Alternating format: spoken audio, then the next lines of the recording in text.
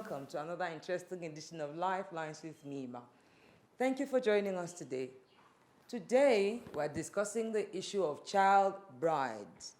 Having been born a Muslim girl myself, that's a very familiar subject to me.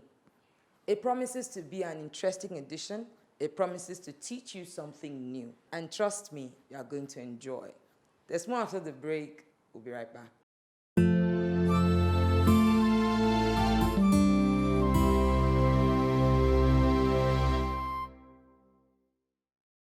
Welcome back. You're still watching Lifelines with Mima. We're treating the subject of child brides today. With me now, I have our first client for the day. Her name is Jemima. Let's meet her. You're welcome, Jem. Thank you, Mima. Welcome. Thank you for agreeing to share your story with us. Thank you for coming. It's a pleasure, Mima. If my story can help other girls, then I'm willing to share it. Oh, that's so kind of you. Okay. So, could you tell us briefly this story and what brings you today? I was 13 years old when my father gave me out to his friend for marriage as a fulfillment of the promise he made to him. I begged my mom so that she could talk to him, but she said there was nothing she could do about it. Wow. On the day of the wedding, I was hoping that something would happen so that the wedding could stop. But the wedding kept going on, and I wanted everyone to see how bad it was to give a 13-year-old girl out to a 42-year-old man who already had 2 wives. At 14, I got pregnant. But my body couldn't carry the pregnancy. My private part tore during childbirth. It resulted to an ailment. The doctor said it was fistula. I had fistulae between my bladder, my private part, and rectum. All fluid just peeped into one, and it smelled so bad. No one could stand the smell, not even me. Wow. How about your parents? Where were they when all this was happening? They weren't there. It was just me and the man I married.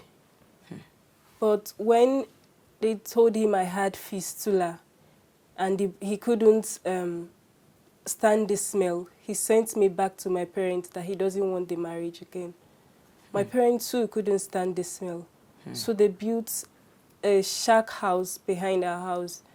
I lived there for months like a dog until a foreigner from an NGO heard about me and came to my help. Wow. This is really sad. She arranged for a surgery for me, a surgery that I later found out that my husband can't afford it, but yet he kicked me out. Wow. How about your baby? I haven't set my eyes on him since he was born. Wow. How about your parents? I haven't seen them for 3 years. I have been working with the NGO, and it was there I found an Ethiopia friend who was also rescued by the NGO. She had a similar case with my, only that hers was genital mutilation. She later started working here in Nigeria. With the same NGO? Yes. I see. She's the lady you came with outside? Yes. I see. So, do you think she would be willing to share her own story too? I don't know. You could ask her. Okay. All right. I'm really happy that you were able to overcome this, and I really bless the NGO that came to rescue you. And I want to appreciate all of the people out there doing this work, saving these girls. I'm really happy that you came out of it. Okay. Let's take a quick break. We'll be right back.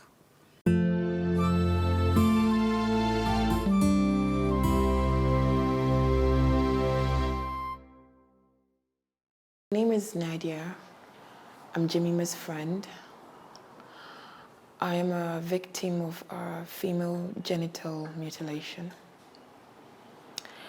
I remember I was 11-year-old when it all happened. My aunt and my grandma came to visit. They came in with a strange lady. I felt kind of uneasy when I first saw the lady, but I wasn't sure why. They were looking at me and they were smiling in a very funny way. They were complimenting my beauty and maturity, so it made me still feel uncomfortable. Shortly, my mom called me into the guest room. She told me she wanted me to try out a new dress my aunt had made for me. On getting into the room, I felt this sudden fear inside of me. I didn't know why. And I tried to run out of the room, but my aunt quickly blocked the entrance and stopped me from going out. Then my mom gripped me with my grandma helping her. They pulled me down. And suddenly the old lady reached for her purse and took out a razor blade from inside the purse. And I felt so scared. I was wondering what was happening. I was screaming and begging for help.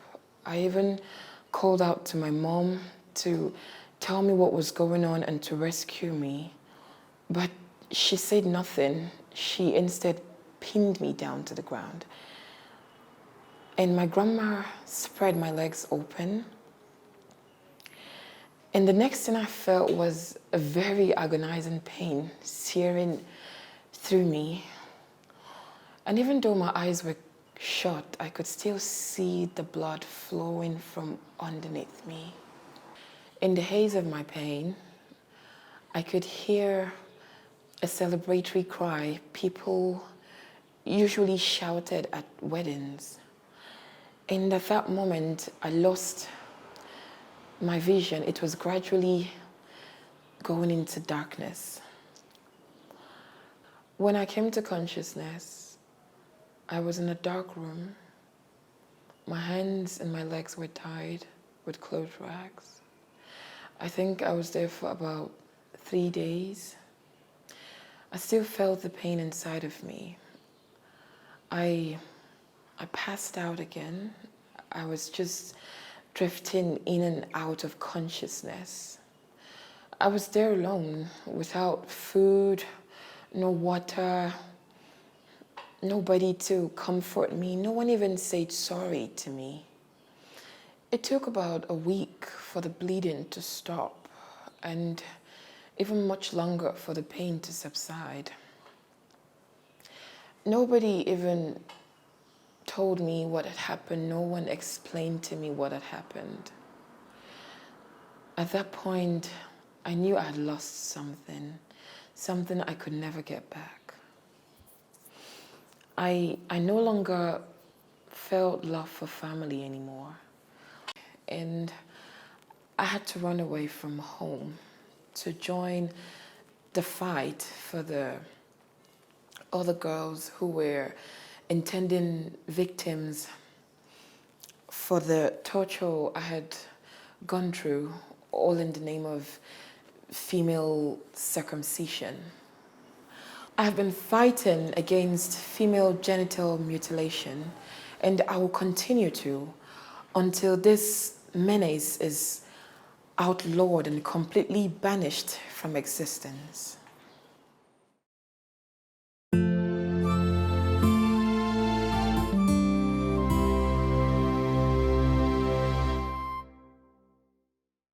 Welcome back. You're still watching Lifelines with Mima. That was a very deep and sad one for all of us here. The issue of female genital mutilation is a matter for another day, but it's another evil practice that something has to be done about. One day soon, we will address the issue. we will bring someone else on the episode that will throw more light on the matter. But the truth is that it's there, we must address it, and this must end. Back to Jemima now. We're treating the issue of child brides today. I still have with me Jemima, and now we've been joined by her parents, Malama Zainab and Malam Ibrahim. You're both welcome. Welcome. Okay, before I come to them, Jemima, I know you're not expecting them, and you've not seen them in a long time. How do you feel? I don't know what to think or how to feel now. I miss them, especially my mom. I don't know if I can forgive them. They married me out to a 42-year-old man. And I got pregnant at the age of 14. I was carrying a baby that gave me an ailment that I couldn't stand the smell. I was frustrated. I was down. I almost lost my life, do you know? I know. I'm so sorry. Mima, they didn't even let me see my son, my own child. And my so-called parents could not even fight to get them back. So you haven't seen your child? I see. Okay. All right, let me start with you, Malam Ibrahim. Do you think it was right marrying her off at the age of 13? Kutuma was young, about 13. Even lokacin that time, she was already grown up. I see. Come, Rube. I married your mother here when she was 10. She's a very strong woman and very beautiful. She gave me 10 children, and up till now, she's very strong. Don't ubanki, don't kutumanki sai ki zo wai kin kawo karama nan. Kin ga diyanki ko? Kin ga diyanki? To malam. Har ta kawo mu kamar wanka an kawo mu kotu. Malam, Kin ga abin da kika haifa? Malam, let me ask you. Couldn't you have at least allowed her finish secondary school? School? Yes. School was not useful to her. Even Makoda Chima, she attended school lokacin, it would have still been useless, not useful. Because that coma, she will come back to the house and sit down. So school was not useful that time. It was useless. I see. And for you, Malama, you were okay with this? To, yarinya mai tarbiyya ta san yadda za ta yi ta kula da mijinta, da 'ya'yanta, da gidanta, ko ba haka ba?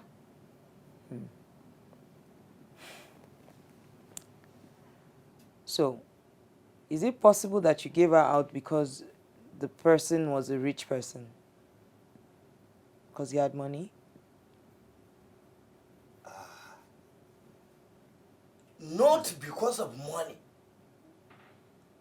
Because the reason why we married her out, you see this knowledge, this woko, I have a very big problem with it. Okay, tell me the problem. Saboda, if we didn't marry her out, we leave her to go to school. That is when they will come back to the house and start behaving like men. When did you see me run around the house like a man?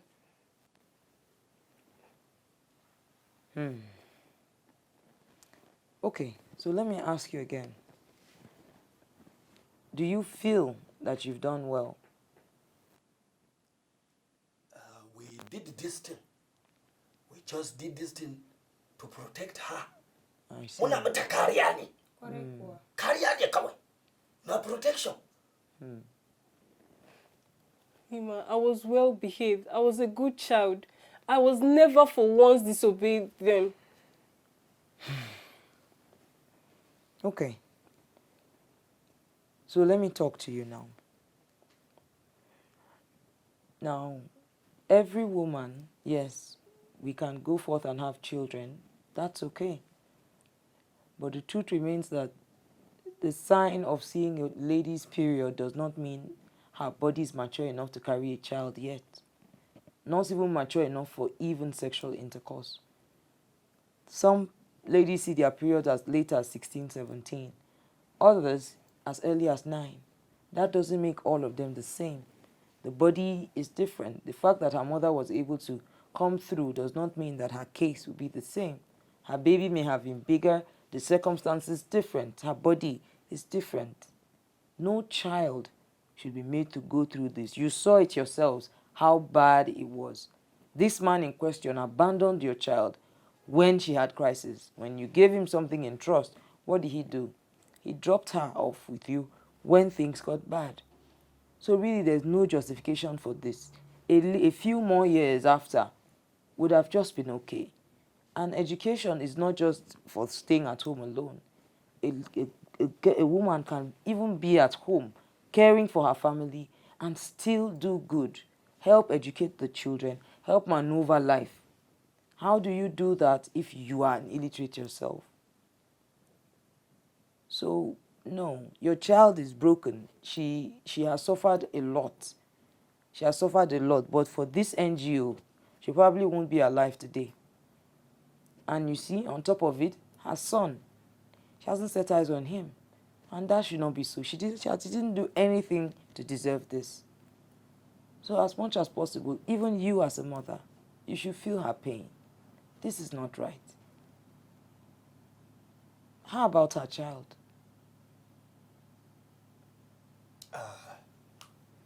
Before I will talk about the child, I have not set my eye on the child. Amma, Jemmy. You see, we are from the village. The place where we stay, the place is very far.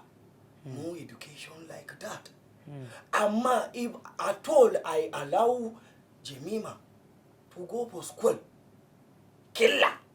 The way you are talking to us for here, and we are understanding about education. Maybe she would have been the one to explain for us. Yes. Amma, we didn't allow her to go for makaranta. And kuma saboda haka, it has brought about this gwaja. Amma, Jemima, we are very, very sorry. Forgive us. We are your parents. Everybody have fought, and now we are sorry.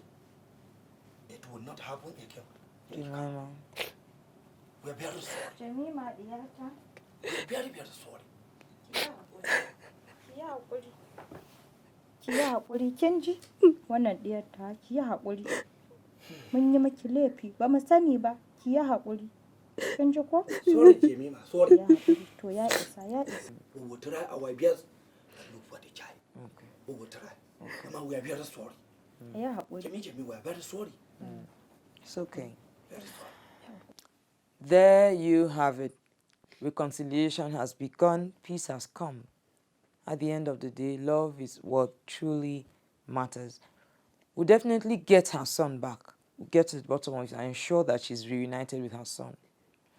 But the truth is this, it doesn't have to end this way for anybody.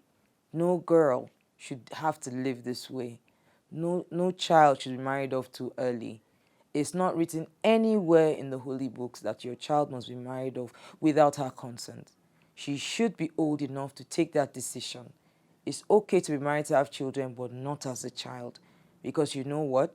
It kills them, it damages them, and in the long run, everybody will suffer for it. Of course, you also know the issue of female genital mutilation is a horrible practice. When you feel like you are doing that to stop the girls from being promiscuous, you get the direct opposite in results. Why don't we instill values, the fear of God, the difference between right and wrong in our children and trust that they will go forth and behave well rather than selling them off like that, rather than mutilating them, rather than putting them through practices that are harmful and terrible and being shut down across the globe. I want us to think about this deeply. This is affecting us as a continent very, very badly. Let's save our children from these harmful practices.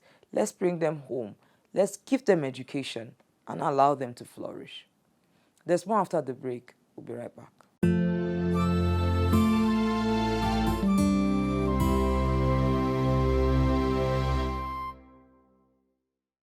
Welcome back. We've come to the end of our time. But before we go, I'd like to leave a little something with you. Let's allow our children be children.